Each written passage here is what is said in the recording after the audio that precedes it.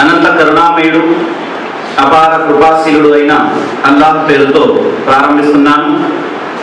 జమాత్ ఇస్లామీ హింద్ ఏలూరు నగర శాఖ తరపున ఏర్పాటు చేయబడిన ఈ ఆధ్యాత్మిక చర్చా గోష్ఠిలో ఉపన్యాసకులుగా హాజరైనటువంటి గౌరవ అతిథులు శ్రీ వేదాంతం విష్ణుప్రసాద్ గారు, అధ్యాపకులు sir CR college Eluru, doctor Shri Kaila Daniel గారు, శ్రీ ఎండి సాజిదుజ్జమా గారు, ఇక వేదికపై ఉన్నటువంటి జిల్లా కార్యనిర్వాహకులు జమాత్ ఇస్లామీ హింద్ మునీర్ అహ్మద్ గారు, స్థానిక అధ్యక్షులు జనాబ్ ముజాహిద్ గారు, ఈ కార్యక్రమ విభాగం ఏదైతే ఉందో సందేశ విభాగం దాని స్థానిక కార్యదర్శి అజ్మత్ బేగ్ గారు, ఈ సమావేశంలో హాజరైనటువంటి గౌరవనీయులైన హిందూ ముస్లిం క్రైస్తవ సోదరులారా, క్రింది హాల్లో ఉండి వింటున్నటువంటి నా గౌరవనీయులైన సోదరిమణులారా, అస్సలాము అలైకుం వరహమతుల్లాహి వబరకాతు. మన కార్యక్రమం సభాస్థలి టైట్గా ఉండడం వల్ల మహిళా మండలకు క్రింద హాల్లో ఏర్పాటు చేయడం జరిగింది. మనకు ప్రేక్షకులుగా మహిళలు కూడా క్రింద ఉన్నారు. నేను చెప్పినటువంటి ఈ సలాంకి తెలుగు అర్థం ఏమిటంటే దైవ శాంతి మనందరిపై కురియుగాక అని. ముస్లింలు పరస్పరం ఒకరికొకరు ఎదురైనప్పుడు సలాం చెప్పుకోవడం మనం వింటూ ఉంటాము. సలాం అంటే శాంతి, అస్సలాము అలైకుం అంటే దైవ శాంతి మీపై కురియుగాక అని.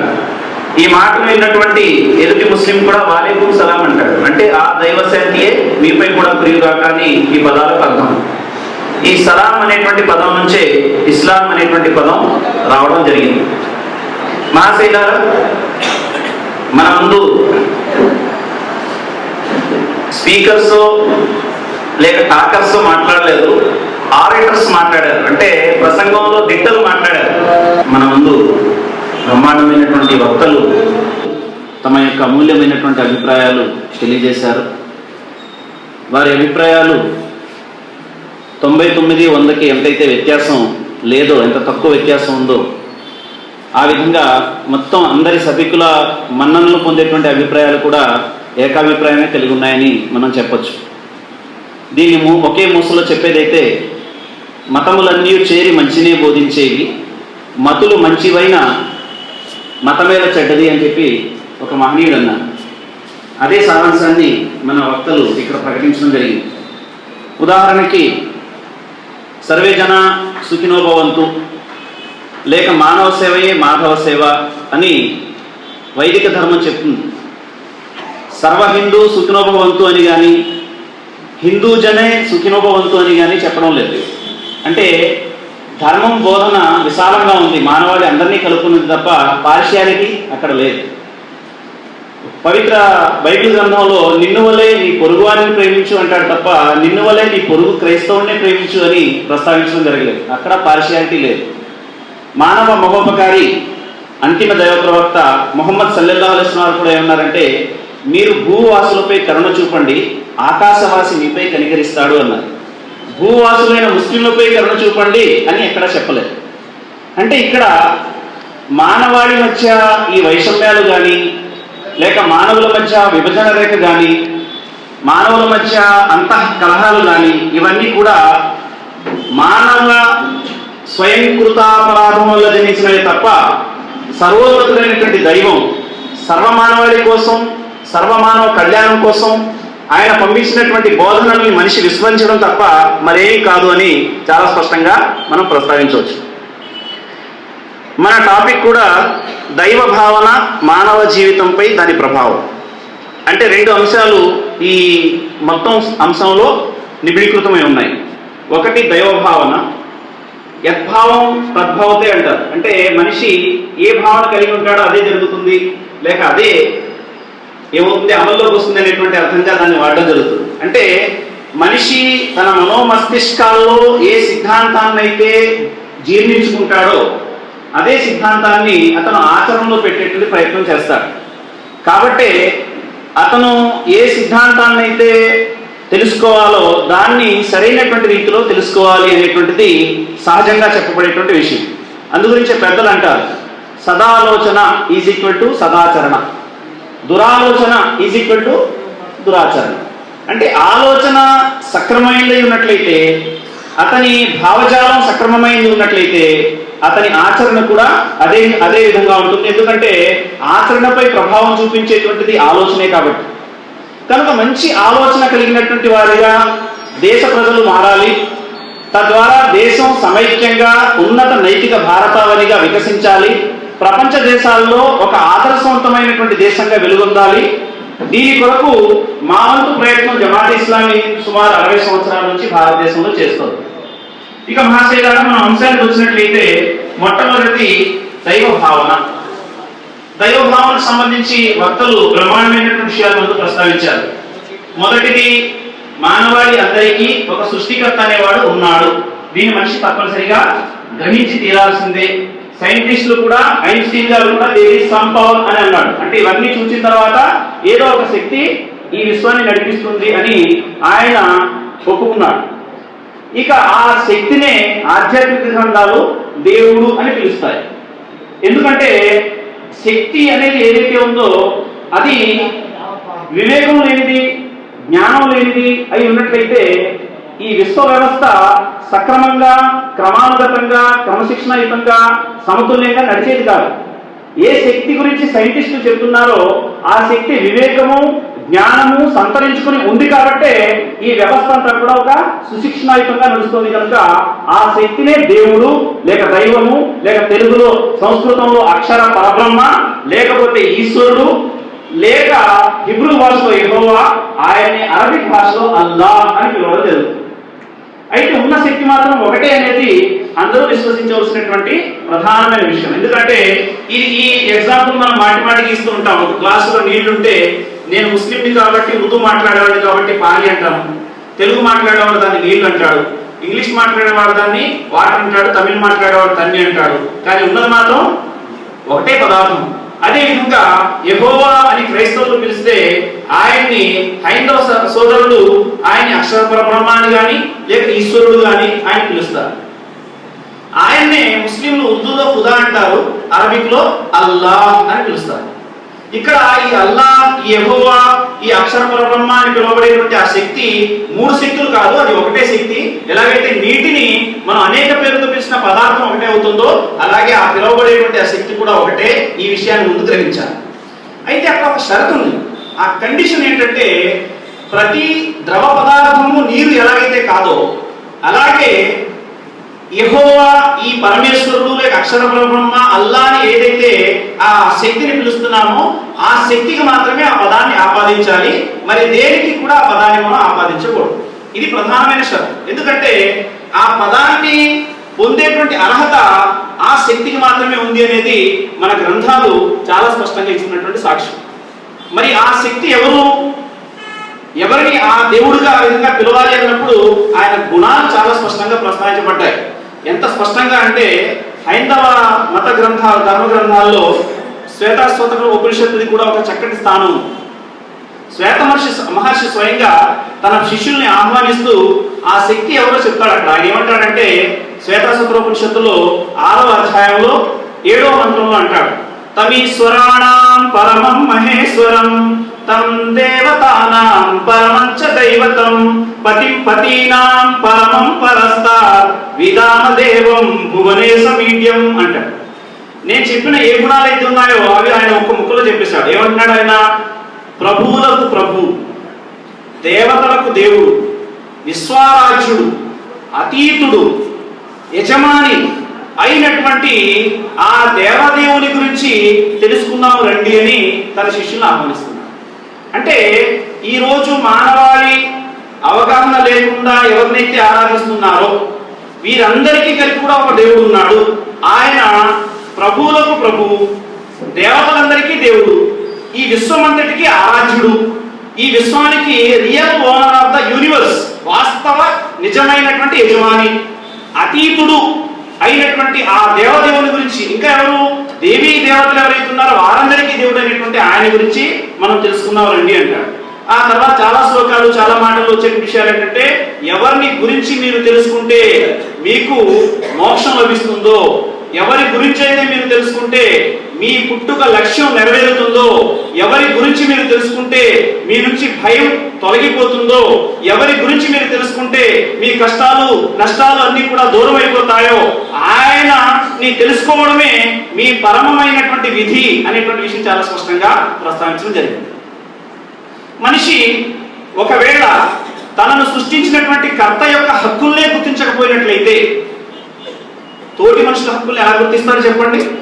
తాను ఏమీ కానప్పుడు మాతృగర్భంలో ఒక నీచపు బిందువులా ప్రవేశించిన తర్వాత అతన్ని సుందర రూపంలో తీర్చిదిద్ది మాతృగర్భం అనేటువంటి ఆ గుహలో నుంచి బయటకు తీసి మాతృ స్థానాల్లో తీయటి పాలను ఇచ్చి ఈ విధంగా అతన్ని సాకినటువంటి ముందు కృతజ్ఞతకు అర్హుడైనటువంటి ఆ దైవాన్ని మనిషి గుర్తించకపోతే తల్లిదండ్రుల పట్ల కానీ, బంధువుల పట్ల కానీ, పొరుగు వారి పట్ల కానీ, తోటి మానవుల పట్ల కానీ ఎవరి పట్ల అయినా సరే కృతజ్ఞతా భావాన్ని ఎలా కలిగి ఉంటాడు? ఆయనకు చూపించవలసిన కృతజ్ఞతని మరొకరికి ఎవరికైనా చూపించినట్లయితే అతను మానవునిగా తన యొక్క విలువల్ని ఎలా నెరవేర్చగలిగిన వాడు అవుతాడు? కాబట్టి ఈ ప్రశ్న దైవ భావనకు అత్యంత సమీపమైనటువంటిది. దీన్ని మనం ప్రతి ఒక్కరు కూడా వేయాల్సిన అవసరం ఉంది. మహాశైలారా, ఇక రెండో విషయం ఏంటంటే నమ్మకం, ద్రోహం అనేటువంటివి ఒకే చోట కలిసి ఉండలేదు. ప్రపంచ వ్యామోహం, దైవ ప్రేమ అనేటువంటివి కూడా ఒకే చోట కలిసి ఉండలేదు. అంటే ఇక్కడ నేను చెప్పేది ఏమిటంటే దైవం ఉన్నాడు అని భావించినట్లయితే ఆ దైవ భావన మానవ జీవితంపై చెరగని ముద్ర వేయాలి. మానవ జీవితంలో ఒక నైతిక విప్లవాన్ని తీసుకురావాలి. మనిషి జీవితంలో నైతిక విప్లవం రావడం లేదు, మనిషి జీవితంలో పరివర్తన సంభవించడం లేదు అంటే అతను కలిగి ఉన్నటువంటి భావనలో ఎక్కడో లోపం ఉంది. ఆ లోపం కారణంగానే అతను ఆచరించలేకపోతున్నాడు అనే విషయాన్ని చాలా స్పష్టంగా మనం గ్రహించాలి. ఎందుకు చూడండి, ఒక చెట్టు ఉంది. ఆ చెట్టు వేర్లు బలహీనంగా ఉండడం వల్ల కాయలు పిందెల్లోనే రాలిపోతున్నాయి. పైన మందులు చల్లుతూ ఉంటే ఆ చెట్టు బలం సంతరించుకుంటుందా? లేక ఆ చెట్టు వేర్ల కాండాలు గట్టిపడడానికి మందు వేయాలంటే ఎవరైనా ఇచ్చే సలహా ఏంటంటే ముందు దాని వేర్లు బలం సంతరించుకోవాలంటే అప్పుడే కాయలు పిందెలు రాలకుండా ఉంటాయని చెప్పి సలహా ఇస్తారు. ఒక మనిషి దైవభావన కలిగి ఉండి కూడా చెడుల్లో ఉన్నాడు అంటే అతని భావన, మూల భావన ఏదైతే ఉందో అక్కడ అతను లోపంలో ఉన్నాడు, అందులో బలహీనంగా ఉన్నాడు. కాబట్టి అతని ఆచరణ పెడత్రో పడుతుంది. కనుక వ్యభిచారం తప్పు బాబు అని చెప్తే తెలియదా వాడికి? దొంగతనం చేసేవాడికి దొంగతనం తప్పని తెలీదా? ఇతరులను హింసించేవాడికి హింసించడం తప్పని తెలీదా? మానవ స్వభావంలోనే ఏది చెడు ఏది మంచి అనేది దేవుడు నిర్ణయించినప్పుడు అతని అంతరాత్మ స్వయంగా నువ్వు చేసేది తప్పు మంచి అని సిగ్నల్స్ ఇస్తున్నప్పుడు వాడికి ఇది చెడు ఇది మంచి అని చెప్పాల్సిన అవసరం లేదు. దేని వల్ల అతను పని చేస్తున్నాడు, దేని వల్ల చెడ్డవాడిగా మారుతున్నాడు, దేనికి ట్రీట్మెంట్ చేస్తే వీళ్ళ మార్పు వస్తుంది అంటే మరలా మొట్టమొదటి విషయానికి రావడం ఎక్కడంటే దైవ భీతి, దైవం పట్ల భయభక్తులు, దైవానికి జవాబు చెప్పాలనేటువంటి వాస్తవ భావన ఇలాంటివి లోపించిన కారణంగానే మనిషి పడప్రోకడలకు పోతున్నాడు. కనుక అతన్ని తిరిగి సరైనటువంటి మార్గంలో తీసుకురావాలంటే ట్రీట్మెంట్ ఎక్కడ జరగాలి? వాస్తవ దైవ భావన, దైవం పట్ల నిజమైనటువంటి భీతి, భక్తి, ఆయన పట్ల నిజమైనటువంటి విశ్వాసాన్ని ప్రోధి చేసేటువంటి ప్రయత్నం జరగాలి. మా సేనారా, ఈ మాట నేను ఎందుకు చెప్తున్నానంటే దైవ భావన అంటే అది మనసులోనే పుట్టి మనసులోనే సమాధి అయిపోయేటువంటి విషయం కాదు. దైవ భావన అంటే అది హృదయంలో పడినటువంటి ఒక విత్తనం, ఒక మేలుజాతి విత్తనం. అది మొలకెత్తి వృక్షంగా మారి ఎందరో జనులకు అది నీడనివ్వాలి, ఎందరో ఆకలిని తన ఫలాల ద్వారా తీర్చాలి. ఈ విధంగా వికసించినటువంటి దాన్నే దైవ భావన అంటారు. ఖురాన్ గ్రంథంలో సూర్య ఇబ్రాహీం అని చెప్పి సూరా ఉంది, 14వ సూరా అధ్యాయం. దాంట్లో అదే అంటాడు. ఖురాన్లో ఏమంటాడంటే మీరు విశ్వాస వచనాన్ని ఒక మంచి వృక్షంగా పోల్చవచ్చు అంటాడు. అంటే విశ్వాసం అంటే దైవం పట్ల విశ్వాసం అనే దాన్ని ఒక మంచి వృక్షంతో పోల్చవచ్చు. ఆ వృక్షం యొక్క వేళ్ళు నేల లోతుల్లోకి పోయి ఉంటాయి, దాని ఎత్తు ఆకాశంలో ఉంటుంది, తద్వారా ఎంతో మంది సేద తీరుతుంటారు, దాని ద్వారా అన్ని ప్రయోజనాలు అంటాడు. మరి చెడ్డ విశ్వాసాన్ని అంటే అపవాది లేక శైతాన్ ఎవరినైతే అంటామో అతని ద్వారా కలిగినటువంటి నమ్మకం గురించి ఏమంటాడంటే అది ఎలాంటిది అంటే ముళ్ళ వృక్షం లాంటిది అంటాడు, ముళ్ళ చెట్లు లాంటిది అంటాడు. ఆ విత్తనాలు కూడా ఎక్కడ పడితే అక్కడ మొలుస్తాయి, దాని ద్వారా ఏ లాభం ఉండదు, తద్వారా ప్రజలకు హాని తప్ప ఏ ప్రయోజనం లేదు అని చాలా స్పష్టంగా చెప్పడం జరిగింది. కనుక ఒక మంచి వచనాన్ని మనిషి విశ్వసించినప్పుడు మంచి వ్యక్తిగా ఉండేటువంటి ప్రయత్నం తప్పనిసరిగా జరుగుతుంది. ఇక మహాశైల రెండవది దైవ భావనకు సంబంధించి మనం చూసినట్లయితే ఒక్కడే దేవుడు, ఆయన ఎలాంటి వాడు అన్నప్పుడు ఆయన ఒక్కడు అనేటువంటి విషయాన్ని గ్రంథాలన్నీ సమర్థిస్తున్నాయి. ఇందులో ఏ విధమైన మరో మాట ఏమీ లేదు. మా సోదరులు సాదిక్ జమాదారు మానవుల కంటే దైవాల సంఖ్య ఎక్కువగా ఉందని ప్రస్తావించారు. వాస్తవానికి మీరు ఎవరినైనా అడగండి, ఒకవేళ పూజారి గారిని అడిగినా, ఇమాం గారిని అడిగినా, పాస్టర్ గారిని అడిగినా దేవుళ్ళు ఎంతమంది అంటే ఒక్కరే అంటారు. అనేక మంది అని ఎవరూ చెప్పరు. ఎందుకంటే మానవ స్వభావం స్వయంగా ఒక్కడే దేవుడని సాక్షిస్తుంది కాబట్టి. మరి గ్రంథాలు కూడా ఏమంటున్నాయి? ఏవం ఏకం నద్వితీయం బ్రహ్మం అంటాడు. ఉపనిషత్తుల ప్రధాన సూత్రం ఇది. ఏవం అంటే ఒకటి, ఏకం అంటే కూడా ఒకటి ఒక్కడు అనే అర్థం వస్తుంది. నద్వితీయం అంటే రెండు కానిది, బ్రహ్మం సృష్టికర్త అంటాడు. మరి ఆయన ఎలా పిలుస్తారు అన్నప్పుడు మళ్ళీ యజుర్వేదం చెప్తుంది ఏకం సత్ విప్ర బహుదా వదంతి అంటుంది. సత్యస్వరూపుడైన వాడు ఒక్కడే, సత్యం ఒక్కటే. కానీ విప్రులు అంటే జ్ఞానులు, విజ్ఞులైన వాళ్ళు ఆ సత్యాన్ని అనేక నామాలతో పిలుస్తారు అని చెప్పడం జరుగుతుంది. మరి బైబిల్లో ముగ్గురు దేవుళ్ళు అని ఇక్కడ చెప్పడు. బైబిల్లో కూడా దేవుడు అద్వితీయుడు అంటాడు. మార్క్స్ వార్త 12:29 వాక్యం, ద్వితీయోపదేశకాండం 13 కూడా అంటాడు దేవుడు అద్వితీయుడు. అద్వితీయుడు అంటే ఆయన రెండు కానివాడు, ఒక్కడు అంటాడు. మరి సోదరులు సాదిక్ సమాజం చదివిన పురాణ వాక్యంలో కూడా కుల్హు వల్లాహు అహద్, ఓ ప్రవక్త ఇలా చెప్పేయి, అల్లాహ్ పూజనీయుడు, అద్వితీయుడు, ఒక్కడు అని చెప్పడం జరుగుతుంది. కనుక ఇక్కడ మానవ ఆలోచనల్లో అనేక దైవాల ఆలోచన ఉన్నా ఇది గ్రంథాల నుంచి వచ్చింది కాదు, వారి స్వయంకృత అవగాహన లోపం వల్ల ఏర్పడిందే తప్ప గ్రంథాల వల్ల ఇది రాలేదు.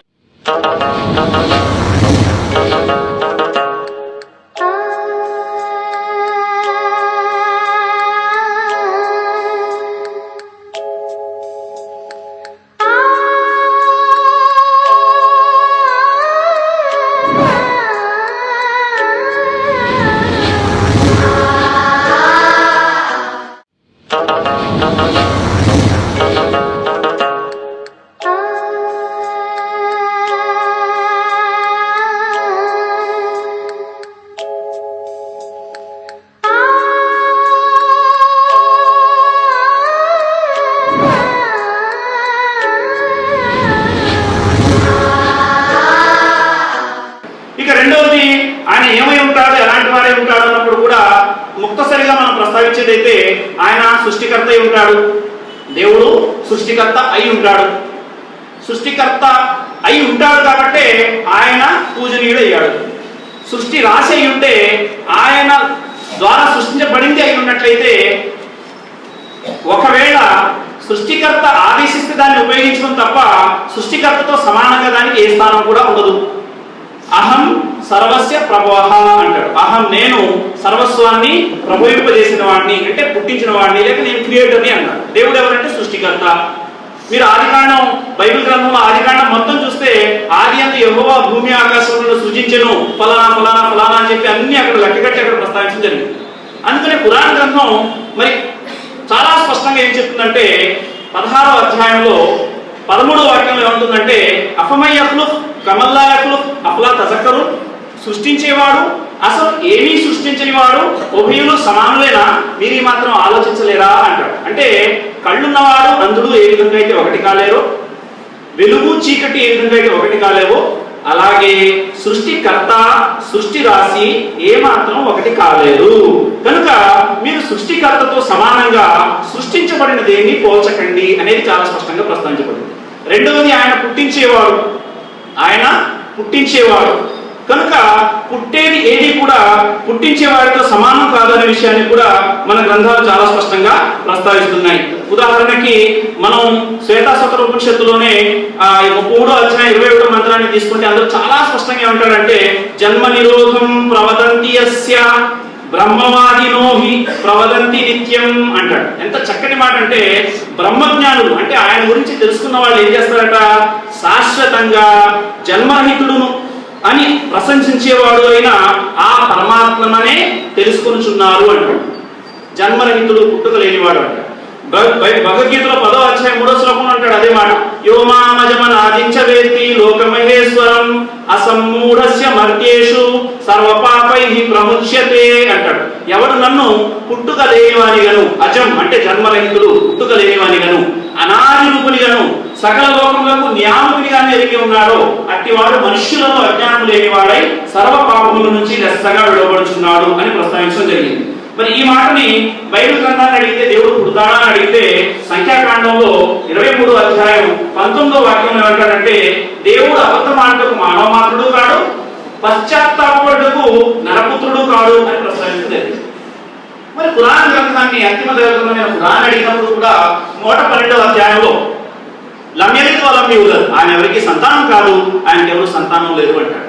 అంటే దేవుడు పుట్టించేవాడే ఎందుకు ఉండాలి, పుట్టేవాడే ఎందుకు కాకూడదు అని అంటే ఒక ప్రశ్న హేతుబద్ధంగా మనం ఆలోచిస్తే ఆయన పుట్టించేవాడే ఎందుకు అయి ఉండాలి అంటే ఏ ధార్మిక గ్రంథం అయినా సరే ఆయన్ని గొప్పవాడే అంటుంది కానీ ఆయన బలహీనుడు అనౌస్బిల్లా అని అంటం లేదు. ఆయన గొప్పవాడు.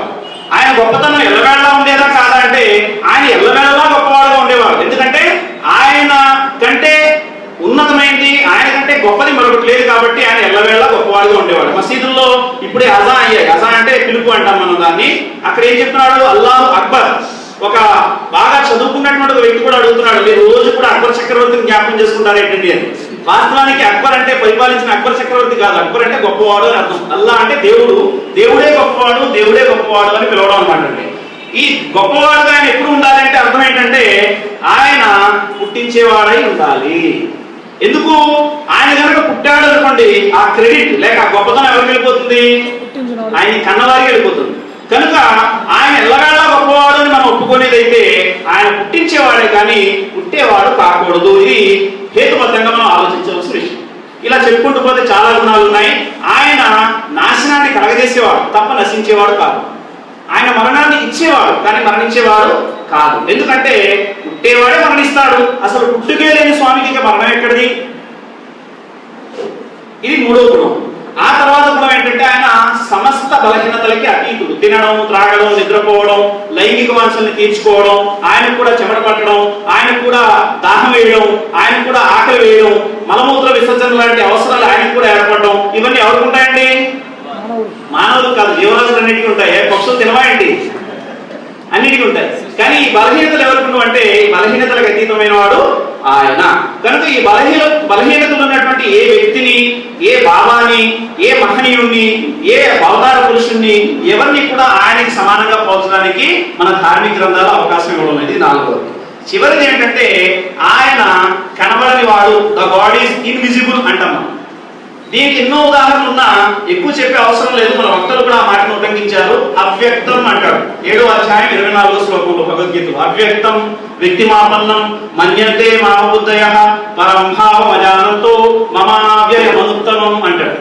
అక్కడ కూడా ఏమంటాడు, అక్కడ నాశరహితమైనట్టు, సర్వోత్కృష్టమైనట్టు, ఈ ప్రకృతికి పరమై విలసిల్లునట్టు నా స్వరూపంలో తెలియని కొందరు అవివేకులు అవ్యక్త రూపుడునకు నన్ను అంటే కనబడనటువంటి వ్యక్తం కానటువంటి నన్ను పాంచభౌతిక దేహాన్ని ధరించిన వాడిగా తలంచుతున్నారు అంటారు.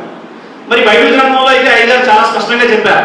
యోహాను సువార్త 1వ అధ్యాయం 18వ వాక్యంలో, యోహాను సువార్త 5వ అధ్యాయం 37వ వాక్యంలో ఎవడైనాను ఏ కాలంలోనైనాను ఎప్పుడైనాను దేవుడిని చూచి ఉండలేదు, చాలా క్లియర్ చెప్పేశారు. మరి ఖురాన్ గ్రంథంలో 6వ అధ్యాయం 102వ వాక్యంలో ఏం చెప్తాడంటే లా తుద్రికుల్ అబ్సార్ వహువ యుద్రికుల్ అబ్సార్, ఆయన అందరినీ చూస్తాడు కానీ ఆయన్ని ఎవరు చూడలేరు. ఎందుకంటే ఈ చర్మచక్షువులకి అంటే ఈ కళ్ళకి ఆయన్ని చూసేటువంటి శక్తి ఇవ్వబడలేదు. మహాశైల ఈ 5 గుణాలు ఏవైతే ఉన్నాయో ఇవి కలిగిన వాడిని మీరు అల్లానండి, ఈ గుణాలు కలిగిన వాడిని మీరు అక్షర పరబ్రహ్మానండి, ఈ గుణాలు కలిగిన వాడిని మీరు యెహోవానండి. కానీ ఈ గుణాలకు అతీతమైన దేన్ని కూడా ఆ పేరు పెట్టి మాత్రం మనం పిలవకూడదు. ఇది చాలా స్పష్టమైనటువంటి మాట. ఎందుకంటే మీరు మా నాన్నగారు లాంటి వారండి అంటంలో తప్పలేదు, కానీ మీరే మా నాన్నగారండి అంటే చాలా తేడా వస్తుంది. అలాగే సర్వోన్నతుడైనటువంటి ప్రభువు, సృష్టికర్త అయినటువంటి ఆ దైవంతో సమానంగా మనం పోల్చడానికి ఏది కూడా ఈ మూలమంత్రాలలో లేదు. అంతా సృష్టి అని ఒప్పుకున్నప్పుడు ఈ సృష్టికి కర్తే ఆయన కనుక తాను సృష్టించిన కర్త ఆ సృష్టిలో తాను ఉంటాడు అనేటువంటి భావన కూడా సరైనది కాదు. ఈ పెన్ను ఉంది, నా ద్వారా తయారు చేయబడింది, నేనే తయారు చేశాను అనుకుందాం కాసేపు. ఇది నాకు కాదు అనుకుంటే రేనాల్స్ పడుతుంది, కానీ కాసేపు అనుకుందాం. ఈ పెన్నులో నేనుంటాను అంటే అది అసమంజసం. మరి ఎవరున్నారు ఇందులో అంటే నా నైపుణ్యం ఇందులో ఉంది, నా పనితనం ఇందులో ఉంది. కాబట్టి ఇది చూడగానే రఫీక్ గారు అబ్బా చాలా బాగా తయారు చేశారండి అనొచ్చు, కానీ రఫీక్ గారే ఇందులో ఉన్నారండి అంటే అది ఎంత అహేతుకమో. అలాగే ఈ సృష్టిని చూడగానే, ఈ సృష్టిలో ఉన్నటువంటి నైపుణ్యాన్ని చూడగానే, ఈ కక్షల్ని, పాలపుంతల్ని, గెలాక్సీల్ని చూడగానే ఆయన ఎక్కడున్నాడు అంటే ఆయన నైపుణ్యం ఇదంతా కనబడుతుంది అని చెప్పాలి. ఒక బ్రిడ్జిని చూసాం, దాన్ని కట్టిన ప్లాన్ చేసిన ఇంజనీర్ గుర్తుకు రావాలి. అదే విధంగా చదువు అనగానే ఉపాధ్యాయుడు గుర్తుకు రావాలి. వైద్యం, జబ్బు అనగానే డాక్టర్ ఎలాగైతే గుర్తొస్తాడో అలాగే సృష్టి అనగానే సృష్టికర్త గుర్తుకు రావాలి. ఇది సహేతు, ఇది మానవ నైజానికి అనుగుణమైనటువంటి విషయం. కనుక మహాశైల దైవం ఎక్కడున్నాడు అన్నప్పుడు కూడా మన గ్రంథాలు చాలా స్పష్టంగా చెప్తాయి. అప్పటి వరకు శ్రీకృష్ణ వారి ద్వారా పాఠం విన్న తర్వాత మరి అర్జున వారు అడిగేస్తారు, కిం తద్ బ్రహ్మ అంటాడు ఆయన. ఆ బ్రహ్మ ఎక్కడున్నాడు అని అడగానే ఆయన ఏమంటారంటే కృష్ణ వారు ఏమంటారు, అక్షరం బ్రహ్మ పరమం అంటారు ఆయన. అక్షరం అంటే క్షరము అంటే నాశనం అయ్యేది, అక్షరం అంటే నాశనం కానివాడు, బ్రహ్మ సృష్టికర్త పరమనందున్నాడు. అదే మాట యేసువారు కూడా చెప్తున్నారు, ఏమన్నారు, మీరు భూమిపై ఎవరికి తండ్రి అని పేరు పెట్టవద్దు, ఒక్కడే మీ తండ్రి, ఆయన పరలోకమందున్నాడు. పురాణ గ్రంథంలో 20వ అధ్యాయంలో చాలా స్పష్టంగా అంటాడు, అర్రహమాను అలల్ అర్షిస్తవా, కరుణామయుడైనటువంటి ఆ దేవుడు అర్ష సింహాసనాధీశుడై ఉన్నాడు అని చెప్పదు. మానవ నైజం కూడా అదే సాక్షి ఇస్తుంది కదండి. పెద్దలు ఎవరైనా ఇంట్లో కాలం చేశారనుకోండి, అమ్మమ్మ వచ్చి పిల్లలు అడుగుతుంటారు, అమ్మమ్మ తాత ఎక్కడికి వెళ్ళాడు, తాత ఎక్కడికి వెళ్ళాడు అడిగితే దేవుడి దగ్గరికి వెళ్ళాడు ఇలా చూపించదు. ఆవిడ ఎక్కడ చూపిస్తుంది, దేవుడి దగ్గరికి వెళ్ళిపోయాడు నాయన అని ఒక అతీతమైన లోకంలో చూపిస్తుంది.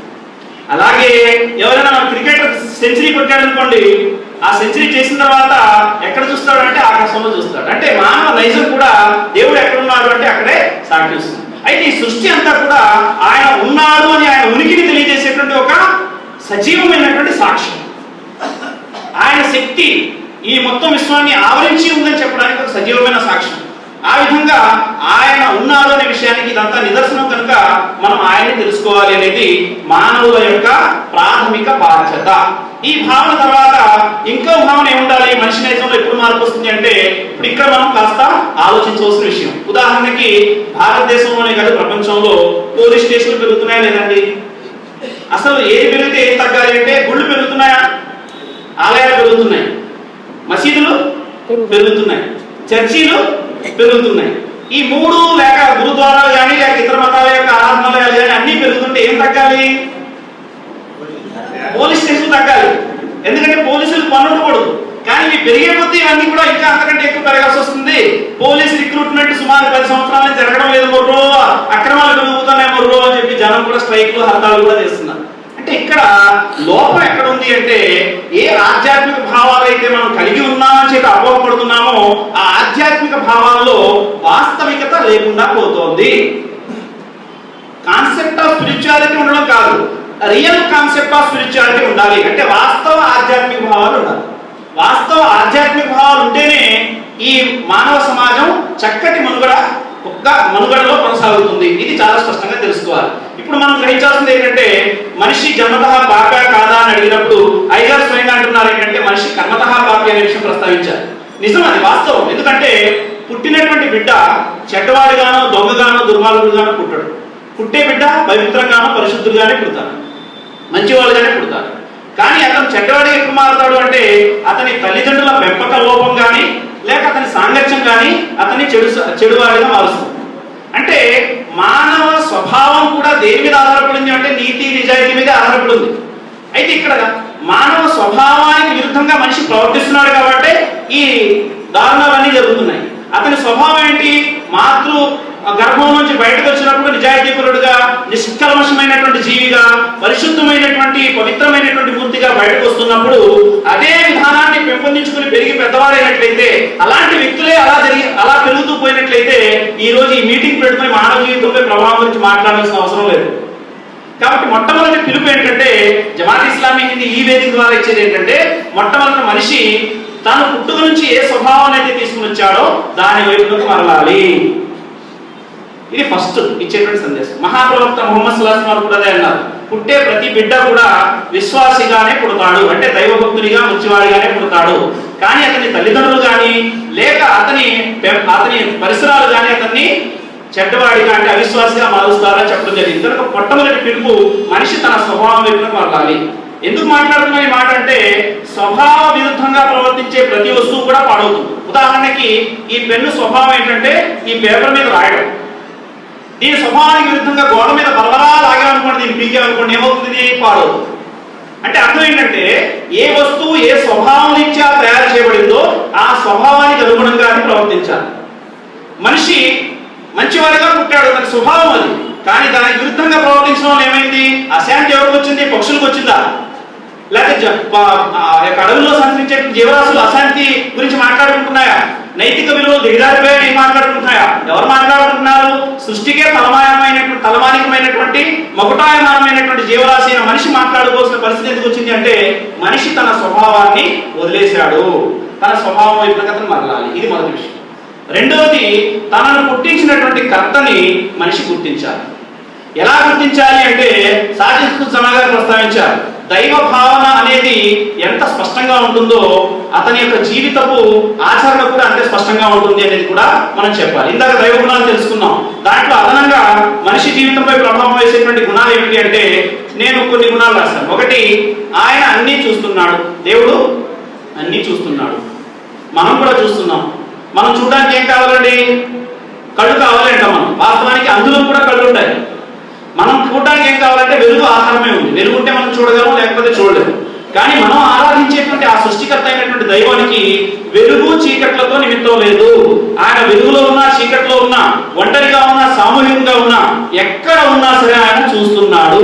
మానవ మహబూబ్ గారి ముహమ్మద్ సుల్లాసం ఏమన్నారంటే అమావాస్య రాత్రి కటిక చీకటిలో ఒక బండరాయిపై, నల్లటి బండరాయిపై నల్లటి చీమ సంచరిస్తూ ఉంటే దేవుడు చూస్తున్నాడు. దాన్ని చూడటమే కాకుండా అది నడుస్తున్నప్పుడు వచ్చినటువంటి అడుగుల సౌండ్ దాన్ని కూడా దేవుడు వింటున్నాడు అని ప్రస్తావించడం జరిగింది. మీరు చూడండి, భగవద్గీత శాస్త్రంలో 13వ అధ్యాయం 14వ శ్లోకంలో అంటాడు తత్ సర్వతోక్షి, ఆయన సర్వ చేతలను చూస్తున్నాడు అంటాడు. సర్వతః శృతిమలోకే, ఆయన ప్రతి మాటను వింటున్నాడు అంటాడు. హృది సర్వస్థ విశ్చితం అంటాడు. అంటే ప్రతి మనిషి హృదయంలో ఉన్న వాటిని ఆయన వింటున్నాడు అంటాడు. ప్రభు సాక్షి, మీరు చేసే ప్రతి పనికి ఆయన సాక్షిగా ఉన్నాడు అంటాడు. మరి బైబిల్ గ్రంథంలో కూడా మీరు చూస్తే ఎన్నో వాక్యాలు ఉన్నాయి మన ముందు. కీర్తనలు 94వ కీర్తన 8-9 వాక్యాలు అంటాడు. జనులలో పశుప్రాయులారా, సంబోధన చూడండి ఎలా ఉందో. జనులలో, మనుషుల్లో పశుప్రాయులారా దీనిని ఆలోచించండి. బుద్ధిహీనులారా, మీరు ఎప్పుడైనా మీరు ఎప్పుడు బుద్ధిని ఉపయోగించి తెలుసుకోగలరు అని అడిగిన తర్వాత ఏమంటున్నాడు? చెవులను కలగజేసిన వాడు వినకుండా ఉండునా, కళ్ళను కలిగించిన వాడు కానకుండా ఉండునా అని ప్రశ్నిస్తున్నాడు. మరి ఈ విషయాల్ని అంతిమ దైవగ్రంథమైన ఖురాన్ ఎంత చక్కగా ముఖ్యంగా ఏమంటుందంటే వల్లాహు సమీఉన్ అలీం, అల్లాహ్ అన్ని వినేవాడు, అన్ని చూసేవాడు. వల్లాహు సమీఉన్ బసీర్, అక్కడ కూడా అదే మాట ప్రస్తావించడం జరిగింది. ఇన్నల్లాహ్ అలా కుల్లి షైఇన్ ఖదీర్, ఆయన సర్వంపై ఆయన పట్టు కలిగిన వాడు అని చెప్పి ప్రస్తావించడం జరిగింది. అంటే ఆయనకు అతీతంగా ఈ విశ్వంలో ఏది కూడా లేదు. అయితే ఆ నిజమైనటువంటి దైవభక్తులు చెప్పిన మాట ఇక్కడ ఉన్నటువంటి నాకు, మీకు, మనందరికీ కూడా ఒక ఆదర్శం అవ్వాలి. ఆయన ఏమంటారంటే పగలు మాత్రమే చూసి రాత్రి నిద్రపోయే దేవుడిని నేను నమ్మలేదు. పగలైనా రాత్రి అయినా, వెలుగులో అయినా చీకట్లో అయినా, ఒంటరిగా అయినా సామూహికంగా అయినా, ఎక్కడ ఉన్నా సరే నన్ను కనిపెడుతున్నటువంటి ఆ దైవాన్ని నేను విశ్వసించాను. కాబట్టి ఇలాంటి పాడు పని నేను చేయను అన్నాను. ఇది విశ్వాసం, దైవం పట్ల విశ్వాసం. అంటే ఈ విశ్వాసం వస్తే పోలీస్ స్టేషన్ అవసరం ఉందండి. ఇది మానవ స్వభావం కూడా. ఇది సహజమైన కూడా. మళ్ళా మాటికి చెప్పే విషయం ఏంటంటే ఎక్కడైనా సిగ్నల్ ఉంది, సిగ్నల్ ఉండి కూడా అక్కడ నుంచి జనం వెళ్ళిపోతున్నారు పొలోమని. ఎందుకు వెళ్తున్నారు? సిగ్నల్ ఉంది కానీ పట్టించుకునే వాళ్ళు లేదు కాబట్టి. కానీ ఆ సిగ్నల్ దగ్గర సీసీ కెమెరా ఉందని తెలిసిందనుకోండి, కాలు ఖర్చు మీద బ్రేక్ మీద దమ్మని పడుతుంది. ఎందుకంటే అది నేను వెళ్ళిపోయిన తర్వాత నా ఇంటికి చలానా కట్టడం వస్తుందిరా బాబు అని చెప్పి ఎందుకు వచ్చింది చిక్కురా బాబు అంటే ఎవరో నన్ను చూస్తున్నారు, నేను చూసే ప్రతి పనిని కూడా రికార్డ్ చేయడం జరుగుతుంది అనేటువంటి భావన, యథార్థమైనటువంటి అవగాహన మనిషిని ప్రమత్తత నుంచి అప్రమత్తులుగా మారుస్తుంది. బాధ్యతారాహిత్యం నుంచి తీసి బాధ్యతాయుతుడుగా మలుస్తుంది. ఇది యథార్థమైనటువంటి దైవభావన. నన్ను చూస్తున్నాడు ఒక దేవుడు. చూస్తున్నాడంటే అర్థం ఏంటి? చూస్తూనే ఉంటాడని అర్థం. చూస్తున్నాడు అంటే ఆయన లిఖిస్తున్నాడు. లిఖిస్తున్నాడు అంటే చూసి మిమ్మల్ని పరీక్షించేటువంటి వాడు ఏం చేస్తాడు? తర్వాత ప్రతిఫలం కూడా ఇస్తాడు. ఆ ప్రతిఫలం మీ ఆచరణలకు అనుగుణంగానే ఉంటుంది. దురాచరణ, తర్వాత దుర్విశ్వాసం ఒకవేళ కలిగి ఉన్నట్లయితే దానికి దుష్ఫలితాన్ని అనుభవించాల్సి ఉంటుంది. మంచి ఆచరణ, మంచి విశ్వాసం కలిగి ఉన్నట్లయితే దాని సత్ఫలితాన్ని మీరు అనుభవించవలసి ఉంటుంది అనే విషయాన్ని అక్కడ చాలా స్పష్టంగా ప్రస్తావించడం జరిగింది. కనుక మహాశైలారా, ఇవి కొన్ని విషయాలు మనం ప్రతి ఒక్కరు కూడా మనం దృష్టిలో ఉంచుకోవాలి. దేవుడు ఒక్కడే, ఆయన్నే మనిషి, ఆయనకే శిరస్సు వంచాలి, ఆయనే ప్రతి కార్యానికి ఆయనే ఏమంటారు దాన్ని అధికారి అనేటువంటి విషయం కలిగి ఉండాలి. ఉదాహరణకి జీవన మరణాలు, ఆరోగ్య అనారోగ్యాలు, వ్యాధి స్వస్థత అంటే ఇవన్నీ కూడా ఎవరి ద్వారా వస్తాయి? లాభ నష్టాలు ఇవన్నీ కూడా ఆయన ద్వారాయే కలుగుతాయి. ప్రపంచంలో ఏ శక్తి కూడా నాకు నష్టాన్ని కలగజేయలేదు ఆయన తలిస్తే తప్ప. ప్రపంచంలో ఏ శక్తి కూడా నాకు లాభాన్ని కలగజేయలేదు ఆయన తలిస్తే తప్ప. ఇది ఈ విధమైన విశ్వాసాన్ని మనం కలిగి ఉండాలి. ఇలాంటి విశ్వాసమే మనిషిని మనోనిపుణం కలవాడిగా, ఆత్మవిశ్వాసం కలవాడిగా, పాజిటివ్ థింకింగ్ కలవాడిగా, ఇంకా మనిషి ఆయనకు భయపడుతూ ఆయనకు జవాబు చెప్పాలనేటువంటి వాస్తవ భావం కలవాడిగా, ఒక ఉన్నత నైతిక విలువలు కలవాడిగా మనిషి అలరాడగలుగుతాడు, అదే మార్గంలో వెళ్ళగలుగుతాడు. దివ్యపురాణ గ్రంథంలోని సూర్య అత్తీన్ అంటే 95వ సూరాలో అరబీ వాక్యం ముందు చదివాను. దాని అనువాదం పఠించి నేను నా ప్రసంగాన్ని ముగిస్తాను.